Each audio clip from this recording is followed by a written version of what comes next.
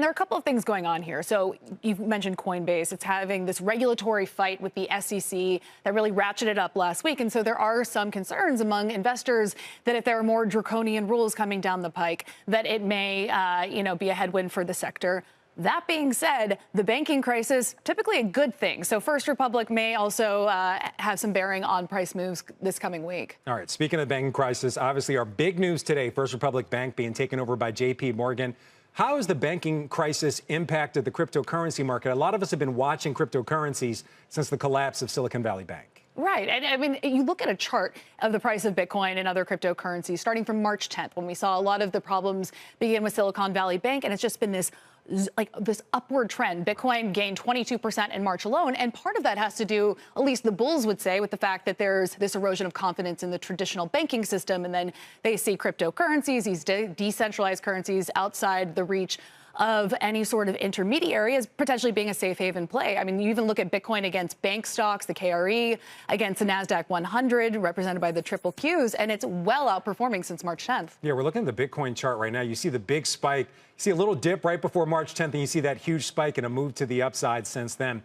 So I really want to drill down on this. We're hearing more and more about tightening credit conditions, possibly a rate hike, and that whole cost of capital, turmoil in the financial sector. Is that a net headwind for Bitcoin and for other cryptocurrencies? Yeah, you mentioned at the top of the show, we're getting a decision from the Fed in the next few days. And that always has one of the biggest effects in terms of outsized price movements in Bitcoin and the wider cryptocurrency market, because those macroeconomic data points, those moves by the Fed absolutely ripple into the price of Bitcoin. And one thing to mention here, Frank, when Silicon Valley Bank closed, so did Silvergate and so did Signature, two major crypto-friendly banks. And with it, a lot of the liquidity fell out of the crypto market, which means that if you've got a bullish buy, that's great for the price of Bitcoin. But if you've got a bearish buy or you've got people selling, then you're seeing outsized prices moving lower. I want to focus on one of the companies you cover. You mentioned it earlier, Coinbase. Yeah. Why aren't we seeing positive price action for Coinbase? Generally, in the past at least, Coinbase kind of traded in line with cryptocurrency, specifically Bitcoin. Bitcoin up big, but Coinbase taking a dip to the downside. I mean, it's such a great point. And it really goes to this